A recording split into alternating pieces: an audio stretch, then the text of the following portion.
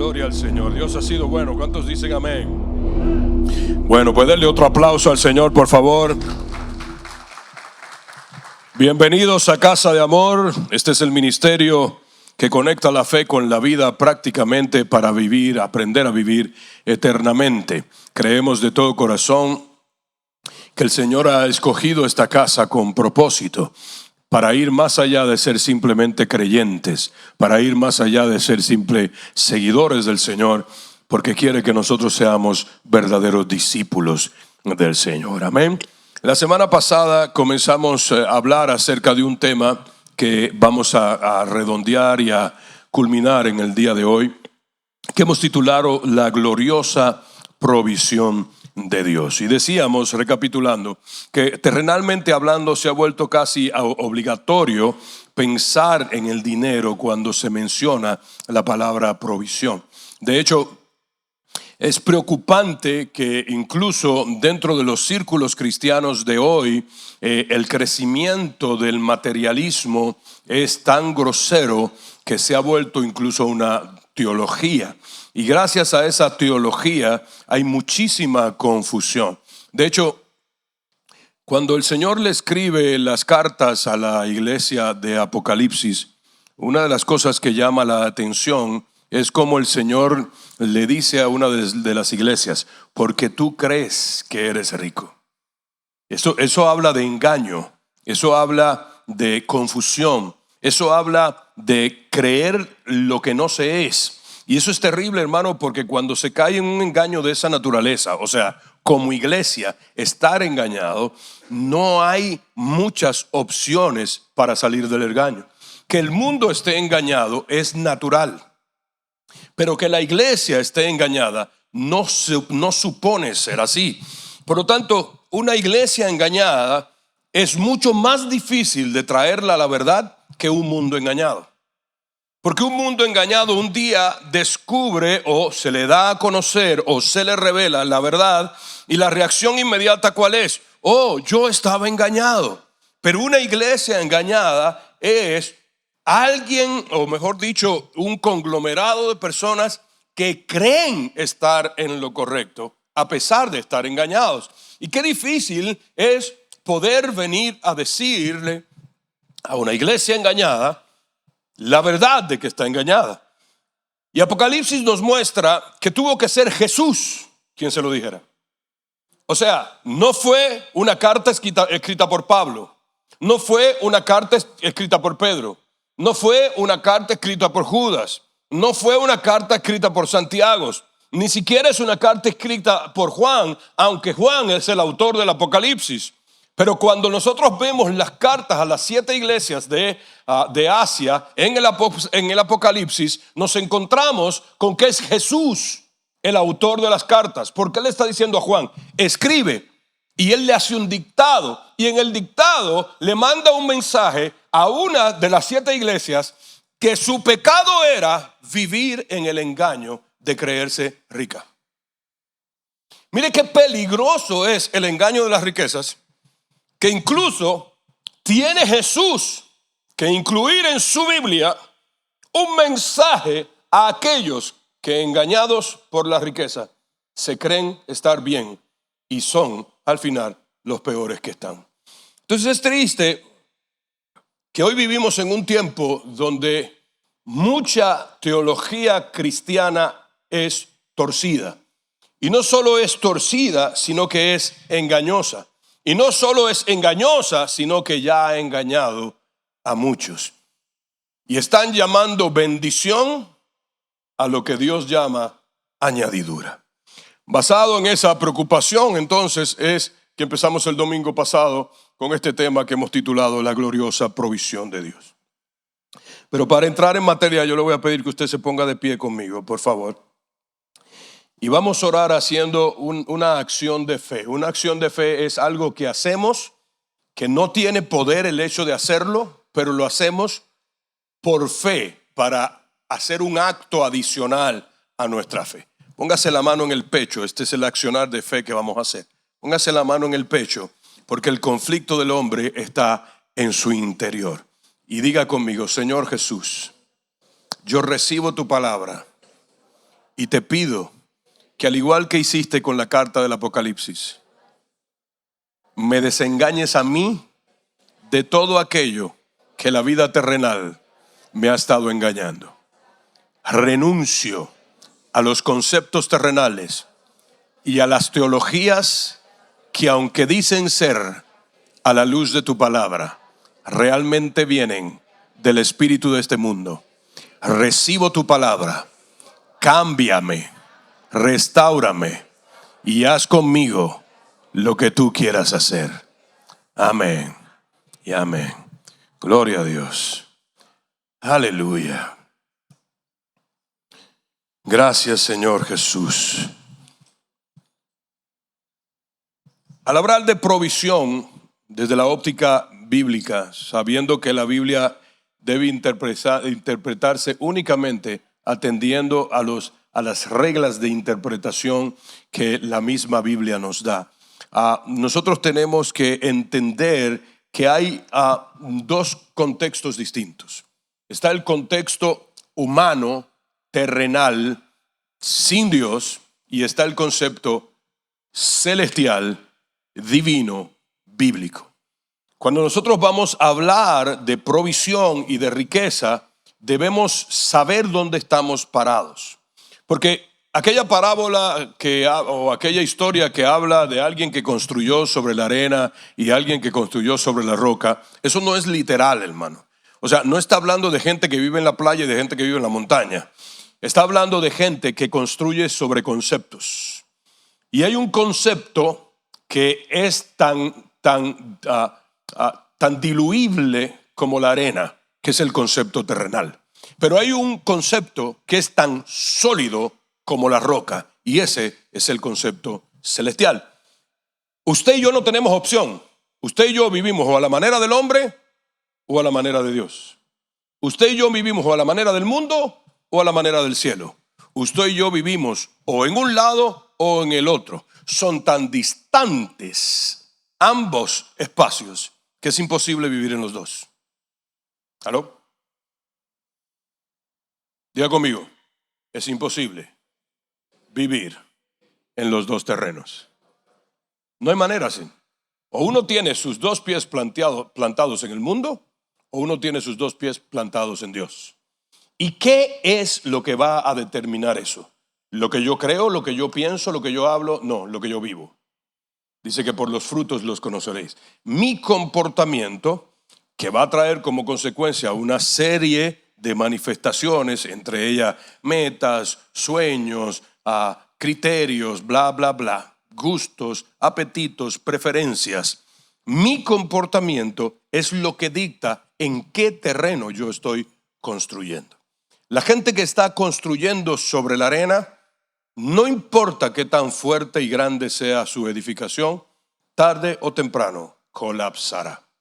Y la gente que está construyendo sobre la roca, no importa qué tan fuerte y grande sean las tormentas que vengan en una embestida en contra, soportará. Eso es lo que la Escritura nos enseña. Y por eso entonces, para nosotros poder entrar en la manera de pensar del cielo, tenemos que ir al principal vocero del cielo, que no es ningún ministro de este tiempo. Mire, hermano querido del alma, yo sé que estas son cosas que suelen caer mal, ¿no? Pero es la verdad. Y la verdad, aunque caiga mal, es la verdad, hermano. No hay nadie, no importa su investidura, no importa los años de experiencia, no importa el renombre que pueda tener, no hay nadie que sea un vocero seguro más que Cristo. Nadie. Nadie en la tierra jamás se pasará toda su vida diciendo únicamente lo que sale de la boca del Padre. Jesús en su vida terrenal se pasó toda su vida hablando exclusivamente lo que venía de la boca de su Padre. Por lo tanto, al único que tenemos que hacerle caso para cosas que son fundamentales para la vida en Cristo es a Cristo. De hecho, la peor manera de pensar que podemos atender a la hora de querer caminar recto en el reino de los cielos es nuestra manera de pensar. Es que ahí está el problema. Cuando uno de repente se encuentra con que X, fulano de tal, tiene una teología errónea y fácil de evidenciar, pues eso es tan sencillo que todo el mundo se da cuenta. O sea, si yo vengo aquí un día y me vuelvo loco y digo, hermanos queridos del alma, a Dios hay que adorarlo al mismo nivel del dinero, todos ustedes van a decir, este tipo está loco. A saber qué le pasó, pero se volvió loco. Es fácil detectarlo. El problema es cuando yo lo creo, lo vivo y lo practico y el concepto está dentro.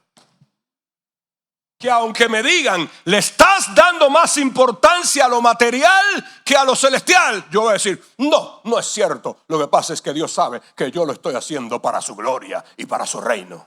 No hay peor engaño que el autoengaño. Una persona autoengañada, tiene que venir Jesús a desengañarla. Lo triste es que todos van a ser desengañados. Unos aquí y otros cuando ya sea tarde. ¿Sabe cuándo ya es tarde? Cuando el Señor, oiga, a gente que hizo maravillas en su nombre, les va a decir, apártense de mí, yo no los conozco. Ustedes se dedicaron a hacer la maldad. ¿Cómo es que se puede hacer maldad haciendo cosas milagrosas?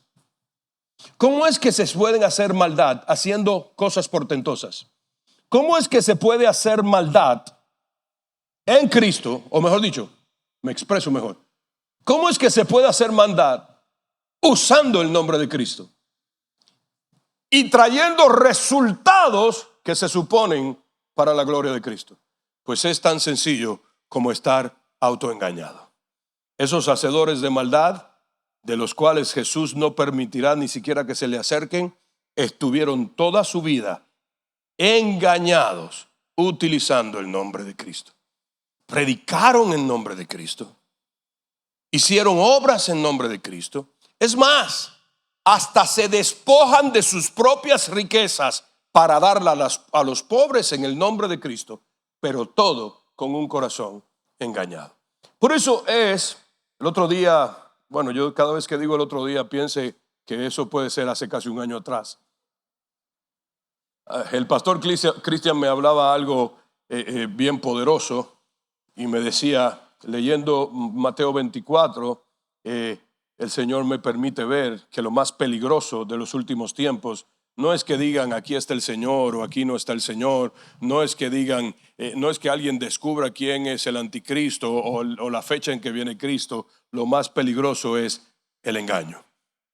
Porque el Señor Jesús en Mateo 24, me decía el pastor Cristian, y tiene total razón a la luz de la Escritura, recalca una sola cosa como el punto central de su conversación en Mateo 24.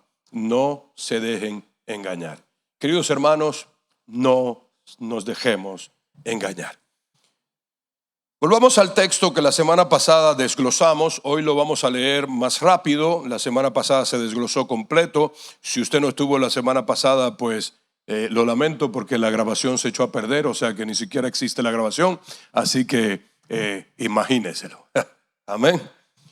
Mateo capítulo 6, versos 19 al 34. Mateo 6, verso 19 al 34. No traten de amontonar, estoy leyendo de la traducción al lenguaje actual, verso 19. No traten de amontonar riquezas aquí en la tierra. Esas cosas se echan a perder o son destruidas por la polilla.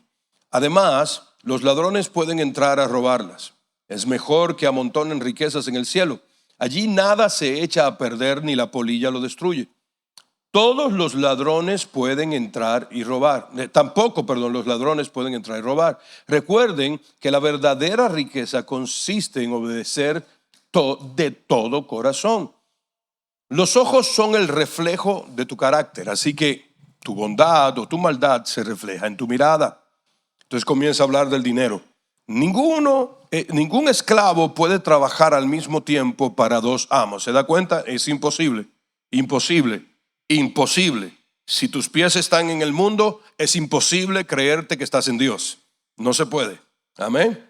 Ningún esclavo puede trabajar al mismo tiempo para dos amos, porque siempre obedecerá o amará a uno más que al otro. Del mismo modo, tampoco ustedes pueden servir al mismo tiempo a Dios y a las riquezas. Entonces comienza a hablar de las preocupaciones. No vivan pensando en qué van a comer, qué van a beber o qué ropa se van a poner. La vida no consiste solamente en comer, ni Dios creó el cuerpo solo para que lo vistan. Miren los pajaritos que vuelan por el aire. Ellos no siembran, ni cosechan, ni guardan semillas en graneros. Sin embargo, Dios el Padre que está en el cielo le da todo lo que necesitan. Y ustedes son más importantes que ellos. Verso 27. ¿Creen ustedes que por preocuparse vivirán un día más? Aprendan de las flores que están en el campo. Ellas no trabajan para hacerse sus vestidos. Sin embargo, les aseguro que ni el rey Salomón se vistió tan bien como ellas, aunque tuvo muchas riquezas. Si Dios hace tan hermosas a las flores que viven tan poco tiempo, ¿acaso no hará más por ustedes? Veo que todavía no han aprendido a confiar en Dios.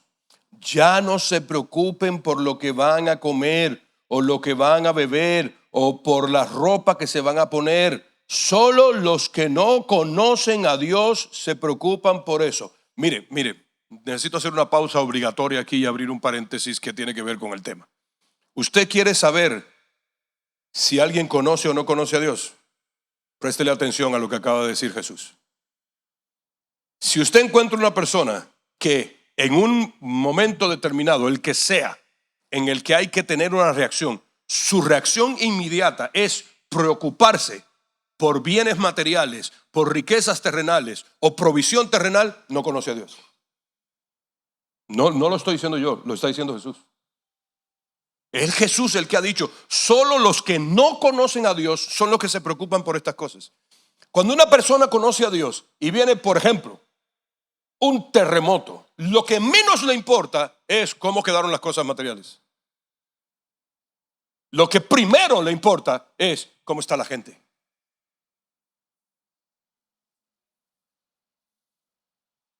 Ahí ya Jesús nos está dando una clave sin defecto, porque es Él que lo está diciendo. Si lo primero que tú piensas al rayar el alba es ¿qué vas a producir hoy? ¿Material? Ten cuidado, porque se supone que si conocemos a Dios, lo primero sea, ¿qué es lo nuevo que Dios quiere que yo rinda hoy? Porque el pensamiento de alguien que conoce de verdad a Dios es, ¿cuál es la cruz que yo tengo que cargar hoy para poder ir en pos de Él? Porque mi anhelo hoy es ser considerado un discípulo digno. Entonces aquí Él nos está dando una clave que nos sirve a nosotros. Sí, cómo no, es más fácil buscarla en otros, ¿no? Es mucho más fácil uno ver la paja en el ojo ajeno. Pero Jesús nos está dando una clave para encontrar la viga que nos tiene tuertos. ¿Qué es a lo que tu corazón se inclina? ¿Dónde que está tu interés? ¿Qué es lo que te ocupa, te preocupa y te interesa más? Porque eso es tu Dios. Ya no se preocupen por lo que van a comer o lo que van a beber o por la ropa que se van a poner. Solo los que no conocen a Dios se preocupan por eso. Ustedes tienen como padre a Dios que está en el cielo y Él sabe lo que ustedes necesitan. Verso 33. Lo más importante es que reconozcan a Dios como único rey y que hagan lo que Él les pide. Dios les dará a su tiempo todo lo que necesiten. Así que no se preocupen por lo que pasará mañana. No tendrán tiempo para eso. Recuerden que ya tenemos bastante con los problemas de cada día. ¿Qué vemos aquí? En primer lugar, y hablábamos un poco de eso la semana pasada, vemos que Jesús está hablando en el contexto histórico, cultural del momento en el que Él estaba viviendo en Jerusalén, allá en los tiempos en el que Él como hombre caminó su ministerio. En aquel tiempo no existía el concepto de riqueza, o mejor dicho, la forma de manejo de riqueza que tenemos hoy. no existía el dinero como tal, no existía el papel moneda, no habían cuentas de banco, no habían transacciones electrónicas, no había nada de eso, mucho menos la criptomoneda. En aquel tiempo sí había un sistema monetario que eran las monedas de oro, plata o bronce, los dracmas, los denarios, los talentos, ese tipo de cosas, las diferentes monedas que habían. Pero escuche, eran hechas de material sólido real. O sea, una moneda de oro no era con un baño de oro, era de oro. Y por lo tanto, tú cargar con, digamos, el equivalente a lo que hoy sería $1.000.000, cargarlo en moneda de oro, tú necesitabas un cofre grande y necesitabas un carro, o sea, un carruaje, o por lo menos que el cofre tuviera ruedas y que un caballo lo jalara. O sea, para tú andar con la plata encima, como nosotros ahora que andamos con un montón de pedazos de plástico que representan dinero, supuestamente, y digo supuestamente porque realmente lo que representa es código binario. O sea, cuando usted pasa la tarjeta no salen billetes. Lo que hace al pasar la tarjeta es que manda una señal electrónica con un código binario que le dice a la cuenta de banco que usted hizo uso de X cantidad de dinero. Quiero decirle algo. Ahora que está bien de moda gracias ¿cómo se llama? El tirano este venezolano, a Maduro. Gracias que está de moda, gracias a Maduro, el tema de los hackers. Quiero decirte que si un día a los de Anonymous le dan las ganas de meterse a tus cuentas, tú te quedas sin dinero con un clic. Así que todo lo que nosotros cargamos en la cartera en plástico no representa nada más que numeritos en una computadora. Ni siquiera existe el papel moneda que lo representa. Usted que ya logró acumular esos $24 millones en una cuenta de banco, no existen los $24 millones en una bóveda. Es más, usted va al banco a pedir los $24 millones y te tratan de convencer como sea para que no te lo lleves, porque ellos no tienen los $24 millones en la bóveda del banco. Y tienes que esperar horas muertas si te empecinas en este es mi dinero y me lo llevo hoy. No salgo de aquí sin mi dinero hoy. Vas a tener que esperar posiblemente las 8 horas de trabajo y 8 horas más con seguridad privada adicional en lo que ellos hacen un escrutinio por todo Puerto Rico a ver si es verdad que tienen $24 millones en papel moneda para entregártelo a ti. Así de intangible es la fuerza del dinero.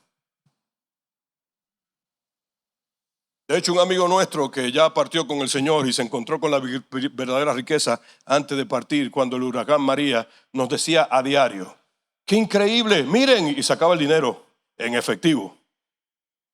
Miren, yo tengo pisto, decía en guatemalteco, porque él era guatemalteco obviamente. Yo tengo pisto, que lo que significa es dinero, y no podemos comprar. Y cuando nos mandaron el primer cargamento de alimentos para ayudar a la gente, miren lo que hace la mentalidad de la tierra. Él quería que acaparáramos las ayudas, porque no había garantía de que después íbamos a tener con qué comer. Y estaba desesperado. ¿Pero cómo usted hace eso? ¿Cómo usted regala la comida? Este hombre se está volviendo loco. Y el que se estaba volviendo loco era él. Al final de la historia, él terminó diciendo: cuán bueno es Dios que nos sostuvo. Y el que había llegado con un problema de cáncer diciendo: tengo miedo de morir, pastor.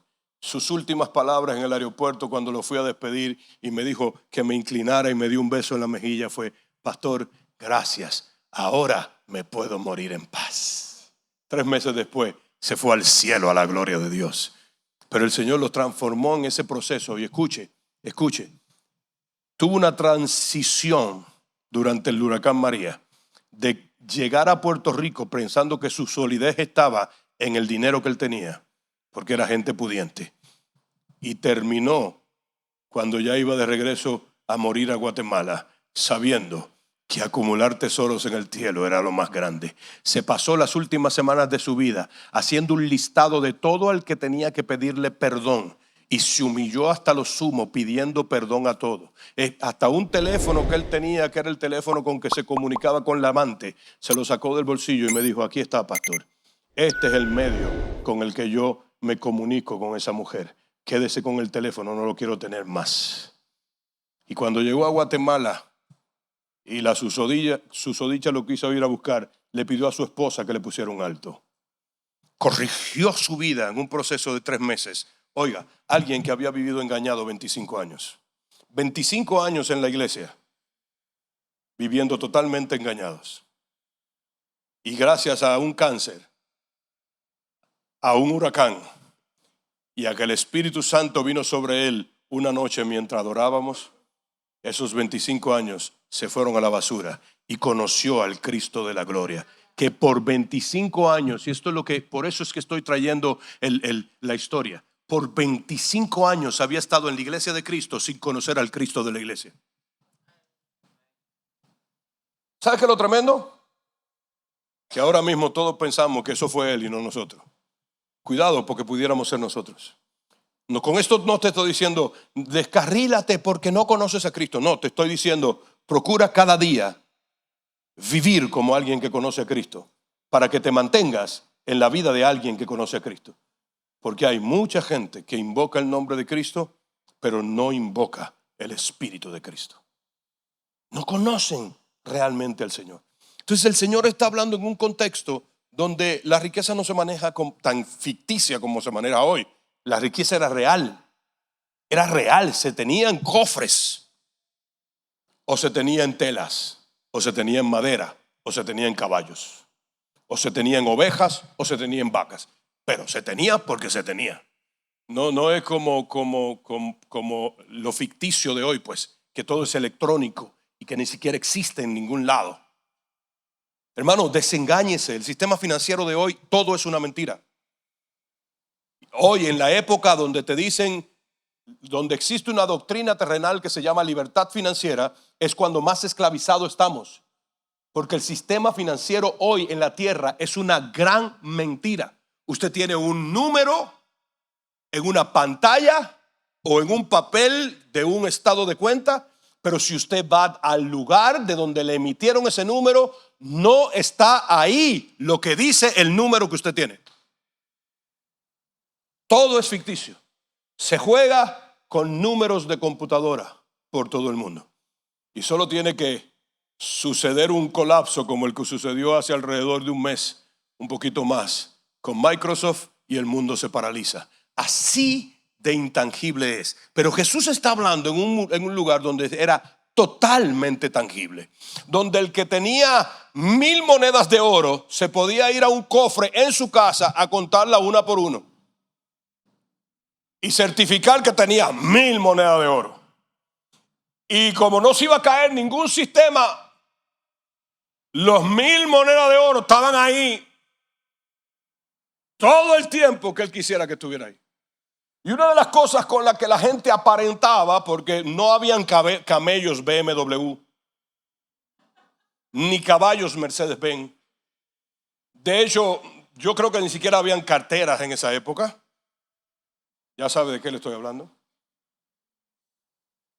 La forma de mostrarle a la gente, yo tengo dinero, era la manera de vestir. Por eso es que Jesús dice, acumulen tesoros en los cielos donde la polilla no entra. Porque ellos tenían, mientras más rico, más vestidos acumulados en lo que nosotros le llamamos hoy closet. En aquel momento debe haber sido algún almacén. Y cuando una polilla, oiga, algo tan diminuto como una polilla entraba ahí, se le acababa toda su riqueza en cosa de días. Y Jesús le estaba diciendo, aprendan a buscar la verdadera riqueza. Al utilizar la polilla, decíamos la semana pasada, Jesús lo que nos está diciendo, las riquezas terrenales son tan frágiles que un insecto la puede echar a perder en cosa de días. Wow. O sea, José, cuando le dieron su túnica de colores, lo estaban distinguiendo como el hijo predilecto. Y gracias a esa túnica de colores terminó casi muerto y tirado en un pozo. Porque la forma de vestir, el tipo de tela que utilizaba y los colores de esa tela, en aquella época todo el mundo vestía del mismo color. Y los únicos que tenían colores llamativos, que era hecho con unos tintes que hacían con especias, Los que tenían colores llamativos, esa era gente de dinero. Y Jesús le dice, ustedes que le dicen a todos, yo soy próspero, soy rico y soy importante, con los vestidos que usan, ustedes pierden toda esa importancia porque les cae una polilla en el almacén. Así es la comparación que hace Jesús de las riquezas de la tierra con las riquezas del cielo. Allá no hay nada que lo eche a perder. Aquí, algo tan sencillo como una polilla lo echa a perder todo. De hecho, hoy en día, algunas polillas se llaman hijos. Papá y mamá se pasan la vida quebrándose la espalda supuestamente para dejarle un patrimonio a los hijos que lo desbaratan en 3 meses. Papá se pasó la vida quebrándose la espalda, nunca se compró un carro de lujo porque sabía que no lo podía pagar. Le dejó 3 chele, palabra dominicana que significa centavo. Le dejó 3 centavos a un hijo que la vida no le costó y lo primero que hizo fue irse a comprar un Ferrari. Que yo sepa, ni lo sabía manejar y en la primera esquinita que le metió más gasolina de la cuenta fue y lo estrelló en una palma. Eso lo vemos constantemente, hermano. Porque Jesús lo que nos está diciendo realmente al hacer la comparación del vestido y la polilla es, la riqueza de la tierra es tan frágil que un insecto la puede echar a perder. Lo segundo que vemos es que nos aconseja acumular tesoros en los cielos. O como dicen otras versiones, almacenar o hacer. O sea que tiene que ver con labrarlo, con laborarlo, con trabajarlo. Tesoros en los cielos.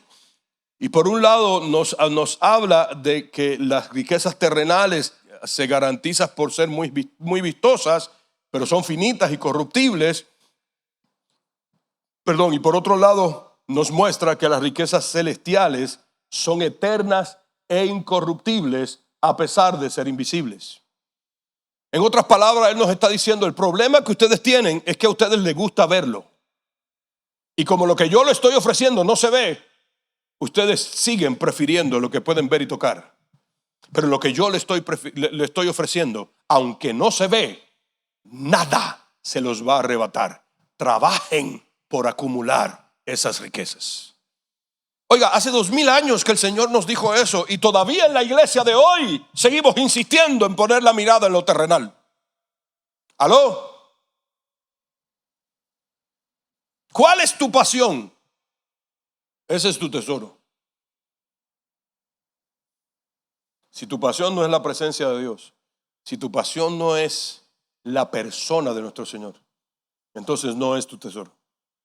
Y Jesús lo que está diciendo es, ocúpense en esto que es invisible, pero que enriquece eternamente. Él lo que está diciendo es, ocúpense de mi Padre.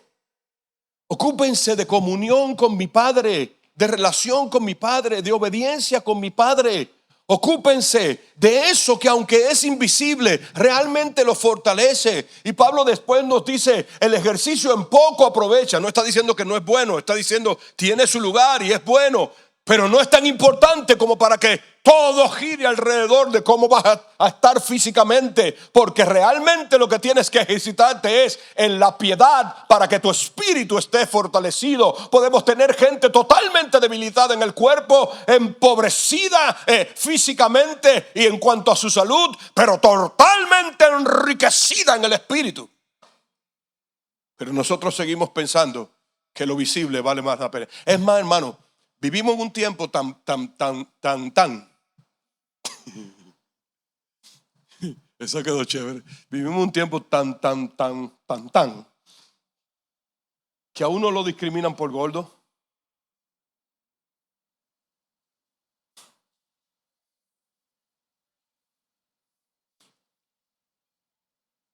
En el círculo cristiano de hoy hay hasta una ya casi doctrina de que el cuidado físico es un reflejo de cómo está tu espíritu. ¿En serio? Hermano, no les miento, yo he estado en reuniones para pastores y líderes donde el tema es el templo del espíritu. y lo que te hablan es de fitness. Y en pocas palabras te están diciendo, mira, tú que tienes hipotiroidismo y que te gustan los dulces, está frito porque nunca te vamos a considerar espiritual porque tiene barriga. Así de ridículos hemos llegado a ser. Ese es el tiempo que estamos viviendo. ¿Sabe por qué? Porque estamos engañados. Porque una cosa llamada red social nos dijo que hay que tener cierta apariencia. Porque si no estás dentro de ese canon de apariencia, entonces tú no encajas. Mire. Ese está como el tamba. Mire. Cuando suene la trompeta, nuestro verdadero cuerpo va a estar manifestado. No le estoy diciendo maltrate el cuerpo, no. Le estoy diciendo no le dé tanta importancia al cuerpo.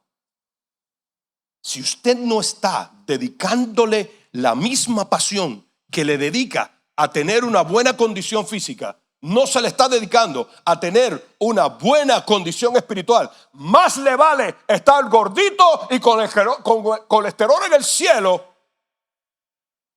pero el espíritu ardiente, que ser el tipo más saludable de la tierra, de camino para el infierno.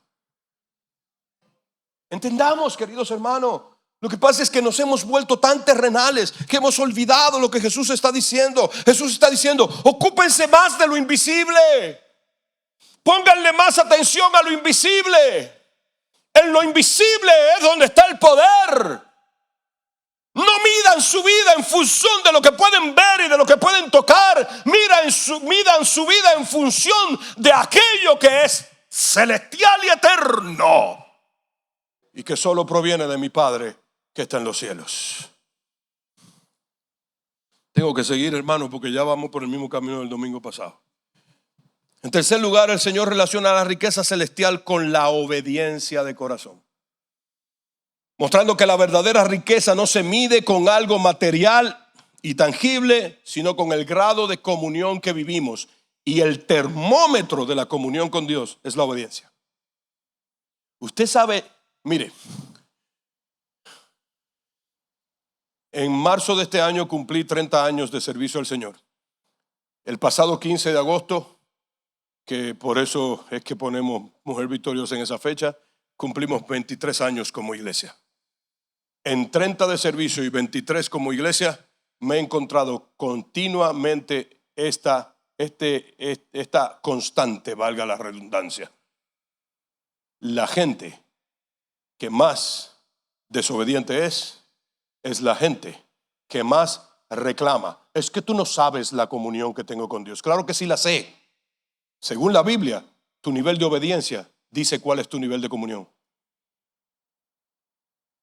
¿A quién crees que vas a engañar? ¿A quién creo yo que voy a engañar? Mi nivel de obediencia es el que marca cuál es mi nivel de comunión con Dios. Yo puedo ser una persona que me levanta a las 5 de la mañana a orar y estoy orando hasta las 10 de la mañana todos los días, los 7 días de la semana. No me tomo ni siquiera un día libre, pero a la hora de obedecer no obedezco. Todas las 5 horas, 7 días, 35 horas a la semana que invertí supuestamente orando fueron una pérdida de tiempo. Y yo puedo ser una persona que de continuo lo único que hace cuando va a orar, por cierto, les recomiendo, invierta tiempo orando, ¿ok? No coja de pretexto ahora lo otro. Pero yo puedo ser una persona que mi estilo de comunión es en todo momento por dentro, Señor, buscando dirección. Que quizás tú no me ves de rodillas 2 horas, pero todo el tiempo estoy ardiendo por dirección. Y cuando viene el momento de obedecer, obedezco. Eso es que dice quién tiene comunión con Dios y quién no. La comunión con Dios se mide por la obediencia. Ese es el termómetro. Sí, usted y yo podemos alegar toda la comunión con Dios que queramos. Por los frutos lo conoceréis. Y en este sentido que tiene que ver con la riqueza, Jesús está haciendo una relación entre la obediencia y la riqueza celestial. Por lo tanto está diciendo, el termómetro de la obediencia va a decir qué tan rico o pobre eres en el reino de los cielos. Impresionante, ¿verdad? Entre todas las cosas maravillosas que encontramos en los versos que leímos, quedémonos por hoy con el siguiente concepto. La mayor riqueza que debemos perseguir mientras vivamos en la tierra es obedecer a Dios de todo corazón. La mayor riqueza que debemos perseguir mientras vivamos en la tierra es obedecer a Dios de todo corazón. Mire, el otro día, ya usted sabe, el otro día, ¿verdad? Cuando Daniela comenzó la universidad, de repente yo caí en tiempo que mi hija ya era grande. Y de repente me llegó una preocupación a la mente y al corazón que batallé con ella por varios meses, hasta que entrando al santuario, dice Asaf, eso lo que quiere decir es en la presencia del Señor, hasta que el Señor en su presencia me sacudió y me dijo, pero ven acá, tipo, ¿qué pasa contigo? La preocupación que me llegó fue, ¡ay, Dios mío, mi hija ya está grande y yo qué le voy a heredar! Porque yo comencé a pensar, ¿qué tengo para heredarle? Y el pastor Cristian no me deja mentir porque él me tuvo que dar un speech. Gracias por tener un copastor que no me alcahuetea, sino que me sacude cuando hay que hacerlo. Y me tuvo que dar el discurso correcto para que me diera cuenta de la herencia que estaba legando. Y cuando volví en sí, me di cuenta, no solo me di cuenta porque había vuelto en sí, sino que lo vi en los frutos. Ustedes y yo nos pusimos de acuerdo para mandarle en Costa Rica una ofrenda a un pastor que estaba pasando por un problema de diabetes, ¿se acuerda? Por cierto, está libre de diabetes, Dios hizo un milagro. Ok, escuche. Cuando ese pastor me llamó por teléfono y me dijo que en un grupo de médicos, la única que pudo traerlo a la paz de Dios fue Danielita, como él le dice. Y él dijo lo siguiente, a un estudiante de medicina que está en el término de casi médico. ¿Sabe lo casi médico es que va a la mitad de la carrera? A un estudiante él le dice, porque ella de ahora en adelante es mi doctora. Cuando hay el tiempo que colgué el teléfono, que yo lloraba escuchándolo a él, no le voy a decir a usted porque no estamos para eso. El púlpito es solo para exaltar a Jesús. Pero cuando escuché cómo el nombre del Señor era exaltado en la conducta, el comportamiento, el temple de fe con que una niña de 24 años le había hablado a un pastor que le acababan de decir, te puedes quedar hasta ciego por lo avanzado que tienes la diabetes. Y cuando escuché a ese hombre decir lo que le ministró y que él consideró que Dios le había enviado un ángel y ya me habían dado el speech del lugar, entonces caí de rodillas diciéndole, Señor, gracias por recordarme que la mejor herencia de todas se la ha dejado a mi hija. Tu persona y una fe inquebrantable y una confianza inquebrantable en ti. De eso se trata, querido hermano. Y dicho sea de paso, usted sabe que estamos hablando de esto desde la semana pasada, ¿claro que sí? Que esto solo es una continuación de lo que estábamos hablando, ¿claro que sí? Así que, hermano querido, de eso se trata. Dejémosle la mejor riqueza a nuestra descendencia. Dejémosle la riqueza que no se corrompe a nuestra descendencia. Sí, como no, qué bueno, ojalá a usted le vaya bien y usted termine siendo el más rico de la congregación. Eso está bien, pero no importa. Pero déjele la riqueza que verdaderamente vale la pena. Pastor Cristian, regálame 5 minutos más. La provisión a la manera de Dios está en la Biblia, Génesis capítulo 22, verso 1 al 8. Nueva traducción viviente. Tiempo después, Dios probó la fe de Abraham. Abraham lo llamó Dios. Sí, respondió él, aquí estoy. Toma tu hijo, tu único hijo, sí, y a Isaac, a quien tanto amas, y vete a la tierra de Moria. Allí lo sacrificarás como ofrenda quemada sobre uno de los montes, uno que yo te mostraré. A la mañana siguiente Abraham se levantó temprano, ensilló su burro y llevó con él a 2 de sus siervos junto a su hijo Isaac. Después cortó la leña para el fuego de la ofrenda y salió hacia el lugar que Dios le había indicado. Al tercer día de viaje, Abraham levantó la vista y vio el lugar a la distancia. Quédense aquí con el burro, dijo Abraham a los siervos. El muchacho y yo seguiremos un poco más adelante.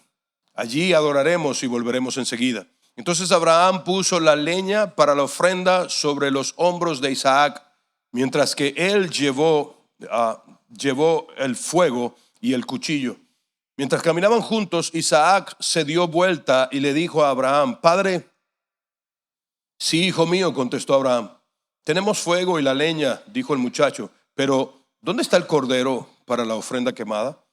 Dios proveerá un cordero para la ofrenda quemada, hijo mío, contestó Abraham.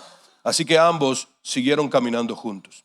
Mire, desde la óptica terrenal es completamente válido y lógico pensar que la provisión gloriosa que Abraham había recibido de parte de Dios era su hijo Isaac. Estamos hablando de un hombre de más de 100 años que tenía por esposa a una mujer que a los 90 era estéril y a los 90 le pare el hijo de la promesa. Así que lo más lógico, terrenalmente hablando, que nosotros pensemos es que la provisión gloriosa de Dios para Abraham era Isaac. Pero eso es terrenal. Celestialmente hablando, es otra cosa. Cuando Dios pone a prueba a Abraham, Abraham se encuentra con la verdadera riqueza. Y Abraham descubrió que lo que en verdad lo enriquecía, que de donde había venido provisión gloriosa de parte de Dios para él, era en su capacidad de obedecer. O sea, terrenalmente hablando, es completamente lógico que usted y yo pensamos lo más valioso que tenía Abraham para su vida era Isaac. Pero celestialmente hablando, Dios usa a Isaac para quitar ese concepto de la mente de Abraham y decirle: lo más valioso que tú tienes no es tu hijo Isaac, es la capacidad de obedecerme a mí. Ten cuidado, padre, porque hay padres que desobedecemos a Dios por idolatrar a nuestros hijos. La mayor riqueza que Dios te ha dado no son tus hijos. Perdón. No son tus hijos. Es la capacidad de obedecer a Dios. Ahí hay verdadera riqueza. Oiga. Y a veces, para obedecer a Dios, hay hasta que dejar que los hijos se pierdan. ¡Ah! Pastor, ¿cómo usted dice eso? Lot era como un hijo para Abraham. Y cuando llegó el momento que ya lo habían probado con Isaac en aquel monte y tuvo que dejar que ese hijo se perdiera en Sodoma y Gomorra, él mismo le dijo: ¿hacia dónde te quieres ir? Porque llegó el momento en el que tú por tu camino y yo por el mío. ¿A dónde quieres ir? Pero ¿sabe lo que pasa? El evangelio psicológico de hoy te dice: ¡qué bárbaro! ¿Cómo va a ser esa? No tienes sensibilidad. No, tengo sensibilidad en el espíritu, porque la riqueza más grande es capacidad para obedecer a Dios. Si mi hijo en el proceso se quiere perder, ya ese es su propia pobreza espiritual, no es mía. Pero hay padres que se pasan la vida detrás de los hijos. El hijo para Sodoma, el padre para Sodoma. El hijo para Gomorra, el padre para Gomorra. El hijo para la mazmorra, el padre para la mazmorra. No funciona así. No te engañes. Es mentira. La validación a la manera de Dios es hablar la verdad. No es mentirle a tu hijo diciéndole: hijo, siervo del Señor. No. Ahora mismo es un hijo del diablo. Porque la escritura dice que hay hijos de diablo e hijos de Dios. Y la diferencia está en la obediencia. Con que yo le dije a un desobediente: eres un hijo preciado del Señor, yo no lo estoy afirmando, yo lo estoy engañando. Claro, el evangelio psicológico dice que yo soy un bárbaro. El asunto es que yo soy tan bárbaro como mi Dios. Porque es mi Dios el que dice que ya no se dirá: los padres comieron las uvas agrias y a los hijos les dio la dentera, sino que cada uno morirá por causa de su pecado. Por lo tanto, yo, y esta es la manera en la que ministro a mi hija, a pesar de que veo su obediencia, continuamente por 26 años he visto obediencia de parte de mi hija, pero continuamente por 26 años le he dicho: el día que desobedezcas y el día que decidas separarte del Señor, el problema es tuyo, no es mío. Y si el camino por el que vas te aleja de Dios tanto que ya yo no puedo estar ahí, no cuentes conmigo. Claro, para el evangelio psicológico de hoy soy un bárbaro, pero estoy cuidando mi mayor tesoro, que no es ni mi esposa ni mi hija, es mi capacidad para obedecer a Dios. Porque Jesús es el que dice, si obedeces, eres rico. Si no obedeces, no importa cuánta plata tengas, eres un pobre. Y mire, aquí está. Apocalipsis, capítulo 3, versos 17 al 20. Pero tú dices que eres rico, que te ha ido muy bien y que no necesitas nada, pero no te das cuenta que eres un pobre, ciego, desdichado y miserable y que estás desnudo. ¡Wow! Por eso te aconsejo que compres de mí lo que de veras te hará rico. ¿Se da cuenta? Hoy hay una teología errónea de que como ya Cristo lo pagó todo, no hay ningún precio que pagar. Claro, en cuanto a la salvación no hay ningún precio que pagar, pero en cuanto a la santidad se paga un alto precio. Por eso él mismo está diciendo, te aconsejo, compra de mí. ¿Saben qué es lo que está diciendo? Invierte tiempo, invierte valor, invierte dedicación, invierte obediencia. Y eso te hará rico. Si no, solo eres un pobre, desdichado, miserable, que se cree rico. Proverbios, Eclesiastés, nos hablan tanto de esto. Les recomiendo, hermano, estudie el libro de Eclesiastés, pero no lo estudie con ojos carnales, hermano. Usted sabe, la gente cristiana que me ha citado Eclesiastés para cosas de vanidad. Cuando Eclesiastés lo que está diciendo es todo lo contrario. El Eclesiastés lo que está diciendo es no caigas en la vanidad. Hay gente cristiana que usa Eclesiastés para darle valor a una vida en búsqueda de la vanidad. Así de ciegos, así de pobres, así de miserables podemos llegar a ser si no obedecemos a Jesús. Verso 19 dice, yo reprendo y corrijo a los que ama. Por eso vuélvete a Dios y obedécelo completamente. ¿Sabe dónde está la riqueza? En la obediencia. ¿Sabe lo que es verdadera riqueza? Capacidad para obedecer. ¿Sabe lo que es ser rico de verdad en la tierra como óptica del cielo? Que te vean como alguien que obedece a Dios. Pero obedecer a Dios en lo que a mí me agrada, eso es bueno. Digo, eso es fácil, perdón. Estamos hablando de obedecer a Dios cuando Dios te dice algo que a ti no te agrada. Que generalmente, donde más fallamos es ahí. Dios te dice algo que no te agrada. Y tú decides decirle a Dios cómo hay que hacer las cosas. Ojo, no tenemos nada en contra de las riquezas terrenales. No tienen nada de malo. Si la usamos, déjenme expresarme bien. No tenemos nada en contra de los bienes materiales. No tienen nada de malo, excepto cuando los convertimos en riquezas. En el momento que lo convertimos en riqueza, estamos fritos, porque ya es Dios para nosotros. Jesús fue el que dijo, no se puede servir a dos señores, a dos amos, la versión que hablamos ahora, al mismo tiempo. Si tú bienes materiales, tú lo pones por delante de tu obediencia a Dios, de tu servicio a Dios y de tu constancia en Dios, entonces ese es tu tesoro y esa es tu riqueza. Y si ese es tu tesoro y tu riqueza, entonces ese es tu Dios. Pero si tú decides todo eso, dejarlo de lado y tomarlo solo como añadidura. Hermano, seamos claros. ¿Quién desayunó hoy? Exceptuando a alguien que esté en ayuno, obviamente. Pero ¿quién desayunó hoy? Levanta la mano todo el que desayunó hoy. Ok. ¿Cenó anoche? ¿Almorzó ayer? ¿Desayunó ayer? ¿Durmió en un techo? ¿Vino desnudo o con ropa? No necesita más nada. Lo que pasa es que usted me permite decir algo como verdaderamente lo llama la tierra, lo llama la Biblia, aunque en la tierra ahora lo ven como malo. ¿Me da permiso? Levante su mano derecha y diga, yo prometo que si me enojo, el problema es mío y no suyo. Ok, lo voy a decir como lo dice la Biblia. El problema es que esta maldita tierra, porque la Biblia dice que la tierra está maldita por causa del pecado. El problema es que esta maldita tierra nos quiere seguir diciendo cómo son las cosas. Por eso Dios dejó su palabra escrita. esta maldita tierra es la que nos dice que un mejor estilo de vida es más cosas materiales.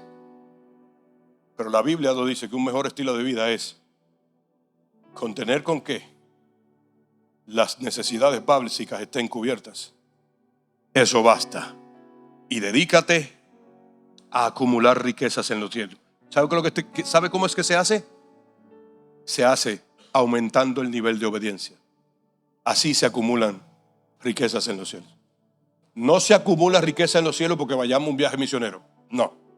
No se acumula riqueza en los cielos porque dimos una ofrenda para las misiones. No. Todo eso se supone que es una consecuencia de nuestra riqueza espiritual. Yo no hago eso para enriquecerme espiritualmente. Se supone que yo haga eso en consecuencia de haber sido enriquecido espiritualmente. Entonces, ¿cómo me enriquezco? Obedeciendo. Termino con esto. Ya yo iba a decir el director de alabanza que suba y se me olvidó que soy yo que estoy dirigiendo. Hoy todo estaba loco, hermano. Se supone que hoy era la clausura de Mujer Victoriosa y por eso yo dirigía la alabanza. Y ya anoche, ayer en la tarde, el pastor Cristian me recordó. Y yo, ops, y ahora, ¿quién podrá defenderme? Pues aquí estamos. Escuche. ¿Dónde encontramos gloriosa provisión de Dios en la Biblia? Lo encontramos en Abraham, en Noé, en Adán, en David y obviamente en Jesús. Y con esto voy terminando. Adán recibió la gloriosa provisión de Dios cuando, después de haber caído en la desgracia del pecado y experimentar la vergüenza que trae apartarse de Dios, se encuentra con el perdón de Dios, según Génesis 3:21. O sea, que la gloriosa provisión de Dios en Adán fue el perdón. Noé recibió la gloriosa provisión de Dios cuando, en medio de una humanidad totalmente perdida y depravada, el Todopoderoso le instruye acerca de la fabricación de un arca donde se salvara junto a su familia. Por eso, para Noé, la provisión gloriosa de Dios fue el diseño divino, según Génesis 6, 9 al 22. Abraham recibió la gloriosa provisión de Dios cuando, al levantar el cuchillo para sacrificar al hijo de la promesa de Dios, Dios lo detuvo proveyéndole un cordero de sacrificio que salvó la vida del muchacho. Por eso, para Abraham, el cordero de Dios es la gloriosa provisión de Dios, según Génesis 22. David recibió la gloriosa provisión de Dios cuando, después de haber caído en múltiples pecados a causa de la pasión desbordada que lo llevó a tomar a Betsabé, alcanzó misericordia tras haberse humillado voluntariamente. Por eso, para David, la provisión gloriosa de Dios es la gracia, pues viviendo en tiempo de ley fue perdonado en vez de apedreado, como manda la ley judía, según 2 de Samuel capítulo 12 y según él se expresa en el Salmo 51. Y finalmente, a Jesús, el perdón encarnado que nos cubre con sangre preciosa, una cobertura más gloriosa que la de las pieles que cubrieron a Adán.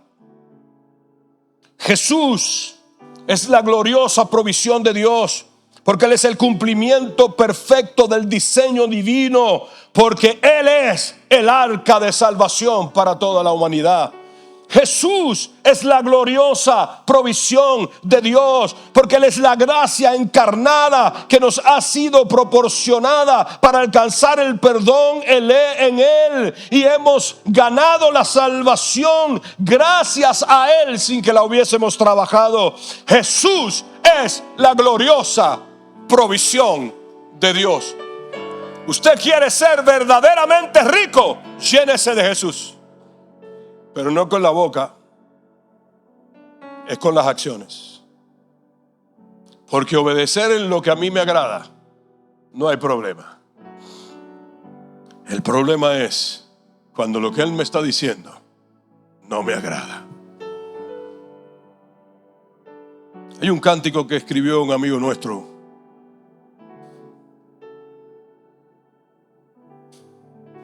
el pastor Benjamín Carrazo.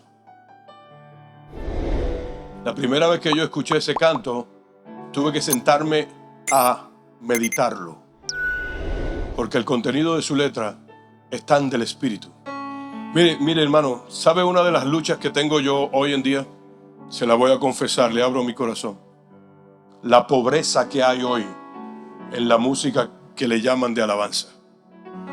La pobreza que hay es terrible. No solo se nota en lo vacío que se percibe, en lo poco bíblico que dice, sino sobre todo en la actitud y el comportamiento de las personas que lo interpretan. Por eso qué hermoso es cuando nos encontramos con gente que deja su espíritu en una canción.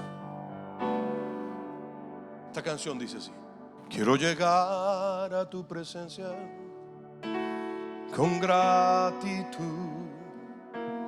por todo lo que haces, por todo lo que harás a mi vida cada día, por tanto amor, Señor. Quiero llegar a tu presencia con gratitud por todo lo que has hecho, por todo lo que harás a mi vida cada día, por tanto amor, Señor, para demostrar cuánto me amas.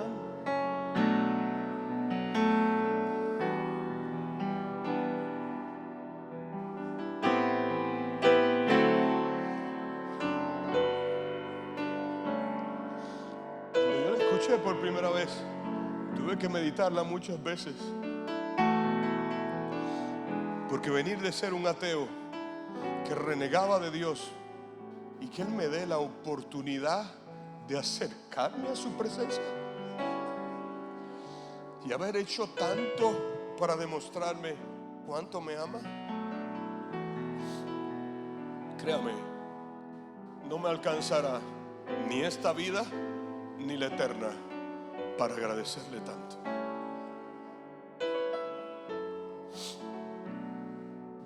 Debo terminar haciendo un llamado. Es un llamado complejo, uno de esos llamados que hacen que a uno le tiemblen las piernas aquí arriba. Pero es el llamado que el Espíritu de Dios inspira en mi interior durante todo el desarrollo de este humilde mensaje. Si usted reconoce pobreza espiritual y no se sienta menos por eso, porque dice: bienaventurados los pobres de espíritu. La gente más pobre es la gente que se cree rica. Pero si usted reconoce pobreza espiritual, salga de su lugar y venga aquí. Vamos a humillarnos unos minutos delante del Señor.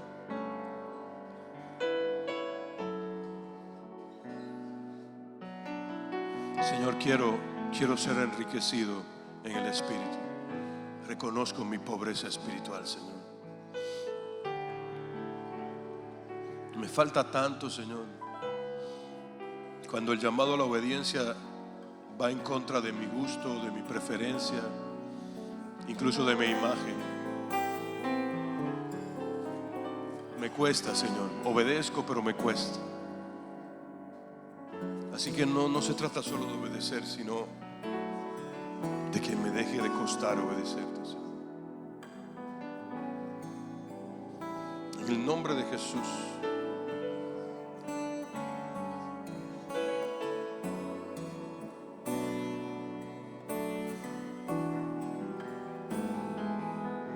Habla con el Señor ahí.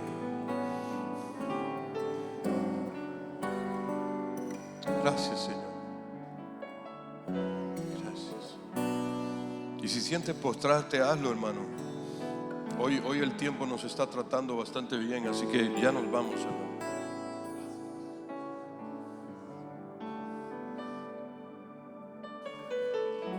Bienaventurados los pobres de espíritu, porque ellos verán a Dios. Señor, nos falta tanto, Señor.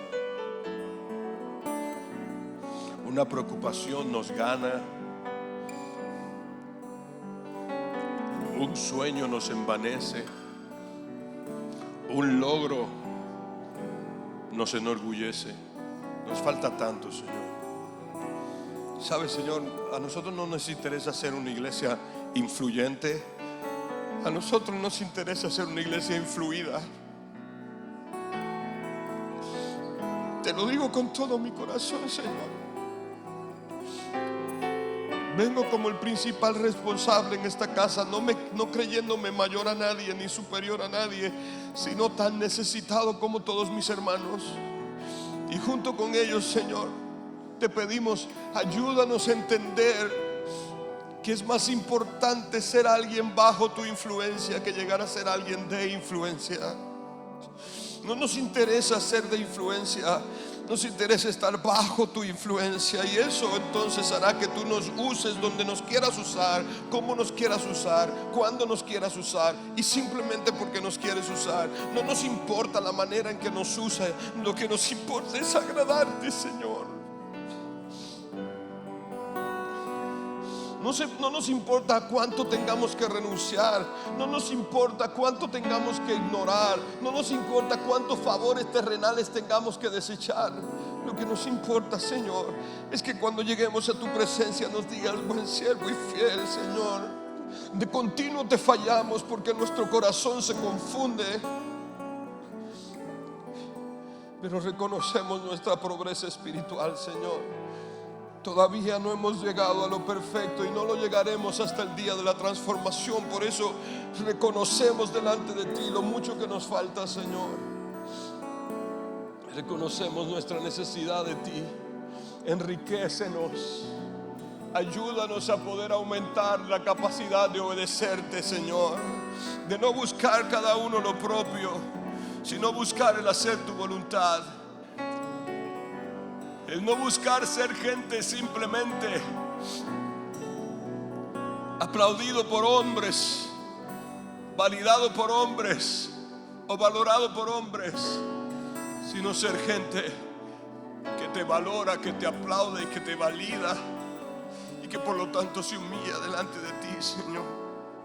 Renunciamos, Señor, a toda ambición terrenal. Renunciamos, Señor, a toda avaricia que es idolatría. Renunciamos, Señor, a todo aquello que no es acorde a ti, Señor. Renunciamos a toda influencia de la teología de la prosperidad, que no es más que materialismo religioso. Renunciamos a toda influencia teológica torcida que haya, aún las que no logramos detectar. Y te pedimos, Señor, el poder vivir verdaderamente conforme a la verdad revelada de tu palabra. Señor, reconocemos nuestra debilidad y nuestra pobreza. Reconocemos nuestra debilidad y nuestra pobreza delante de ti, Señor. No queremos vivir engañados, Señor.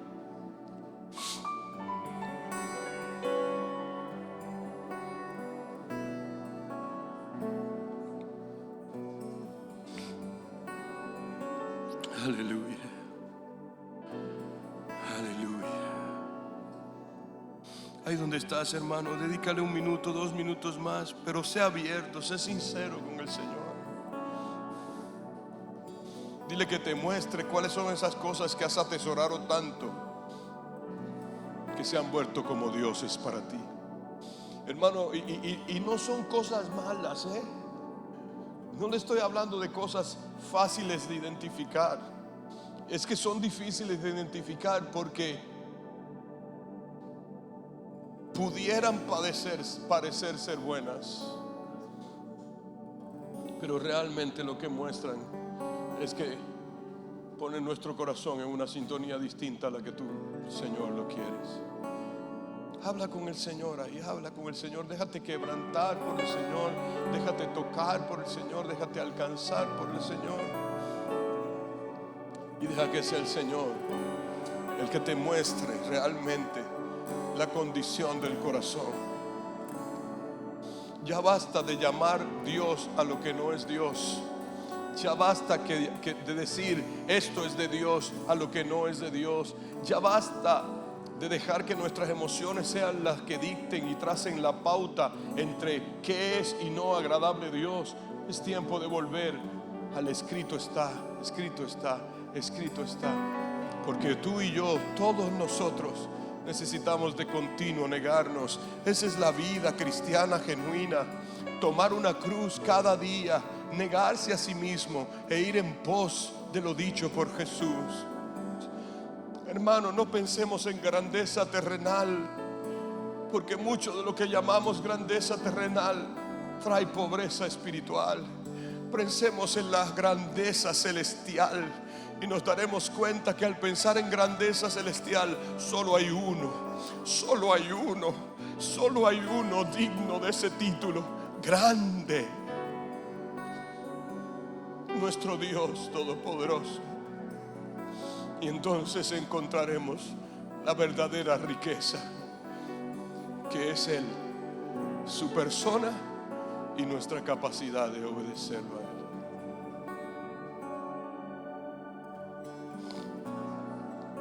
Gracias, Señor. Gracias, Señor.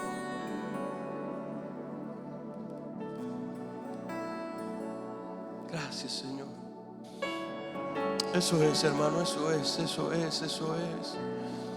Percibo la dulzura del silbo apacible del Espíritu trabajando el interior de los corazones. Déjalo que vaya profundo, querido hermano. Rechazamos la confusión, rechazamos la confusión, rechazamos la confusión, rechazamos la confusión. Rechazamos la confusión. Rechazamos la confusión, rechazamos la confusión. Háblanos y encamínanos a tu verdad. Encamínanos a tu verdad.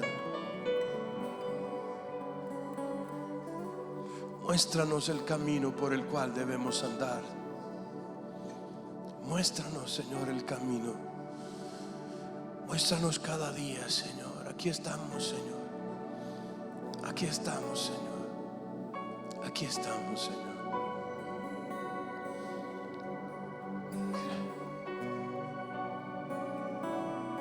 Aquí estamos, Señor.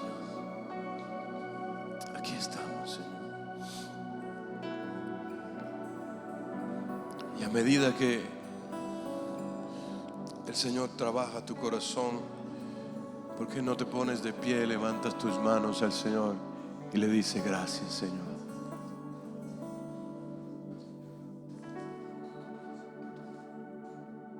Y ahora dile: Señor, mírame con esa mirada de gloria con que miraste a Pedro y hazme experimentar lo que él experimentó. Mírame con esa mirada de gloria y hazme estremecer como él se estremeció. Mírame con esa mirada de gloria y hazme derramar como él se derramó. Y cambia todo mi ser, Señor. Vuélveme lo que tú quieres que yo sea, en el nombre de Jesús. Habla en ese sentido, con tus manos en alto. Habla en ese sentido y dile: mírame con esos ojos, con esa mirada de fuego con la que viste a Pedro.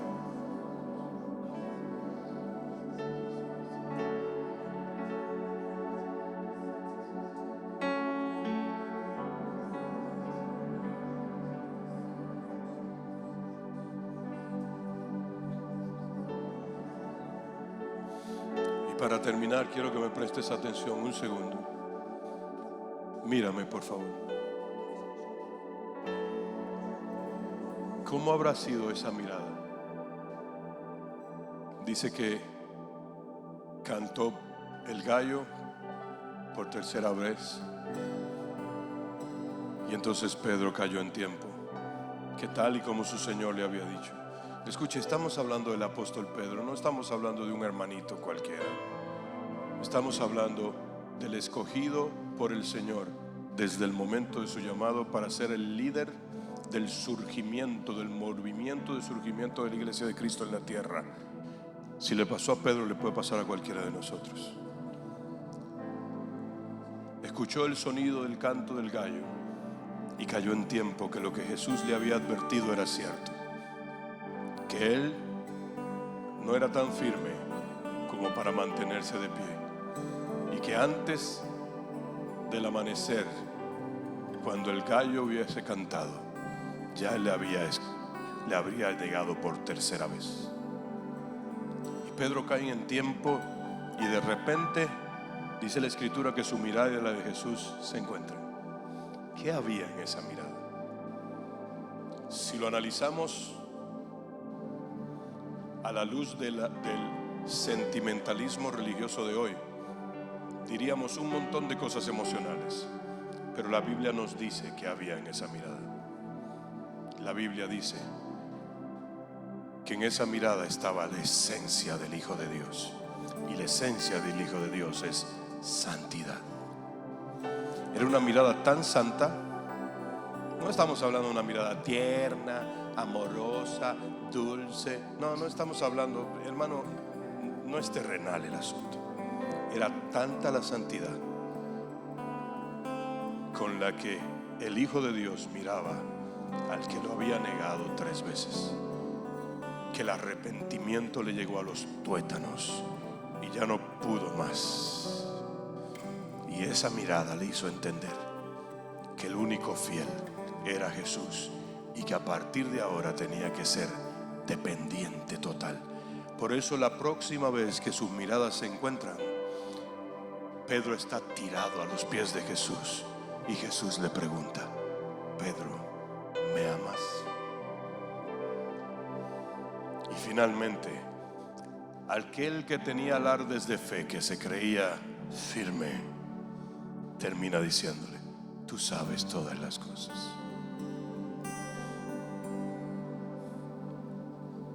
Sé que es tu fidelidad que lleva mi vida más allá de lo que puedo imaginar. Nunca se trata de nosotros. Sé que no puedo negar que tu mirada puesta en mí me llena de tu paz. Una vez más, tiernamente dilo. Sé que es tu fidelidad que lleva mi vida más allá de lo que puedo. Ahora trata, con tus ojitos cerrados, trata de imaginarte a Jesús viéndote. Sé que no puedo negar que tu mirada puesta en mí me llena de tu paz. Imagínalo mirándote. Tus ojos revelan que yo nada puedo esconder, que no soy nada sin ti, oh fiel Señor. Todo lo sabes de mí cuando miras el corazón. Todo lo puedes ver muy dentro de mí. Llevas mi vida a una sola verdad, que cuando me miras nada puedo ocultar. Sé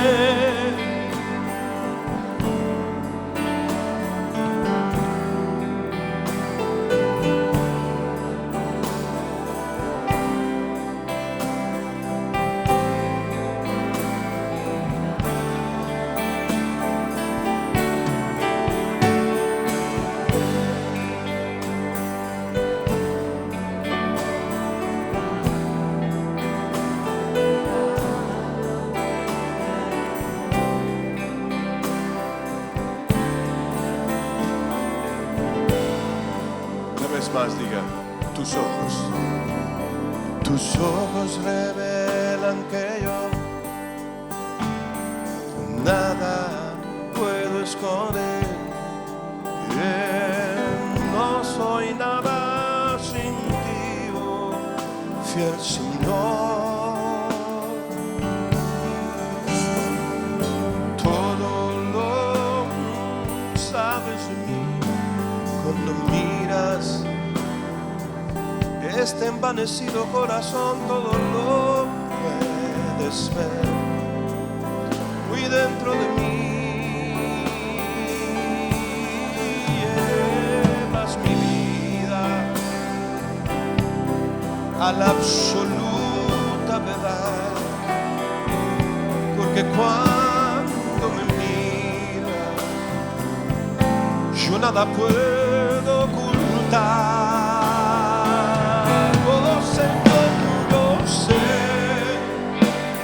Es tu fidelidad que lleva mi vida más allá de lo que puedo imaginar. Deja que te penetre con su mirada. Sé que no puedo negar que tu mirada puesta en mí me llena de tu paz. Yo sé que es tu fidelidad, se trata de ti. Tú permaneces fiel a pesar de mi infidelidad.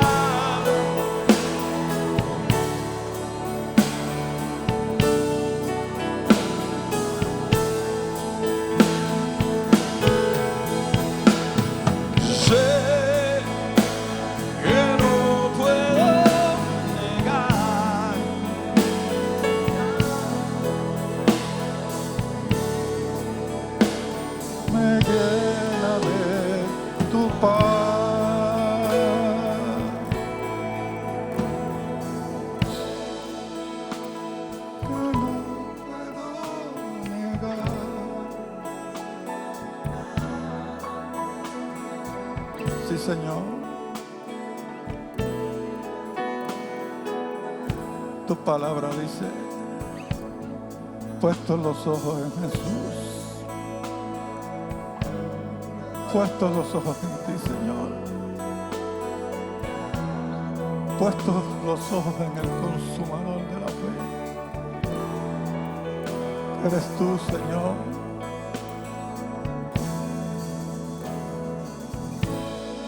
En esta hora venimos ante tu presencia, Maestro de la Gloria,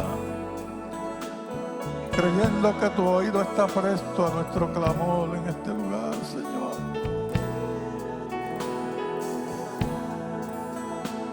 Que tú oyes la alabanza nuestra. Enséñanos como pueblo, Señor. Enséñanos como pueblo, Dios, a cada día ser más obediente a tus preceptos bíblicos, Señor. Necesitamos más acercarnos día a día, noche a noche, minuto a minuto. No importa dónde estemos, Señor, a agradarte a ti, a no agradar a los hombres, ni siquiera agradarnos a nosotros mismos, Señor, sino a agradarte a ti, a obedecerte a ti, Señor. En En esta hermosa tarde, Señor, te pedimos perdón por nuestra infidelidad, Señor, por el poco tiempo que como pueblo tuyo invertimos en ti, Señor.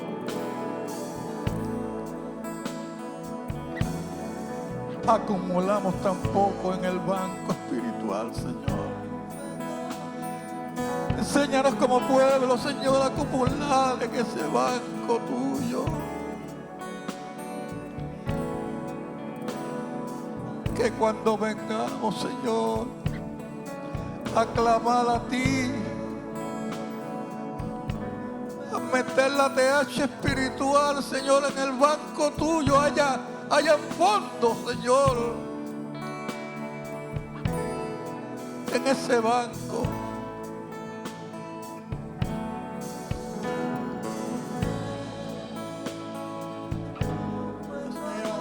Enséñanos, Dios, enséñanos en esta hermosa tarde a depender de ti.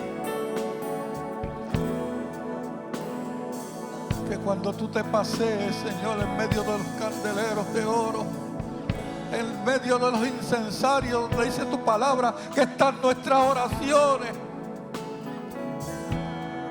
allí tú puedas meter las manos en esas oraciones, en esas peticiones que te hacemos martes tras martes en este lugar, Señor, y sacar respuestas para tu pueblo, respuestas de sanidades, respuestas de provisión material, Señor, al que lo necesite.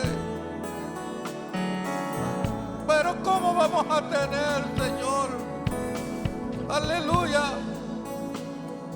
¿Cómo vamos a tener, Señor, en ese incensario algo si no dedicamos poco tiempo a ti? Si no venimos siquiera al culto de oración, Señor, que por cualquier tontería, Señor, nos quedamos en nuestros hogares y no venimos a orar. Cuando tu palabra dice que orando sin cesar, es que vamos a vencer. Orando sin cesar, es que vamos a obtener algo de parte tuya, Señor. La alabanza es buena, el ayuno es bueno, pero la Biblia dice, orando sin cesar, es que vamos a alcanzar algo de parte tuya, Señor. Cuando oremos, aleluya, por nuestros familiares, por nuestros hijos, aleluya, tu oído esté presto al clamor de este pueblo, Señor, y podamos ver, aleluya, la respuesta tuya a nuestras oraciones. Vuelvo y te pido perdón, Señor, junto a mis hermanos, por lo pobre, aleluya, de tiempo que te brindamos, Señor. Enséñanos a invertir tiempo en el reino tuyo. Y se va a hacer real, Señor, la palabra en Mateo 6, al final, que dice, mas buscad primeramente el reino de Dios y su justicia, y las demás cosas serán añadidas. Mas buscad primeramente el reino de Dios y su justicia, y las demás cosas serán añadidas. Serán añadidas, aleluya, sanidades, serán añadidas peticiones materiales, serán añadidas cosas, pero primeramente hay que invertir en tu reino, Señor. Enséñanos en esta hermosa mañana, Señor, o en esta hermosa tarde, como pueblo tuyo, Señor, a depender de ti, a depender más de ti, Señor, a creer en tus promesas, en el nombre poderoso de Jesús. He orado junto a mis hermanos, Señor, creyendo lo hecho en el nombre poderoso tuyo, nombre ante el cual se doblará toda rodilla en los cielos, en la tierra y debajo de la tierra. En ese nombre es que venimos. Y tu palabra dice que todo lo que te pidamos en el maravilloso nombre de Jesús será hecho. Amén. Dale un aplauso al Señor, aleluya. Creemos en su palabra.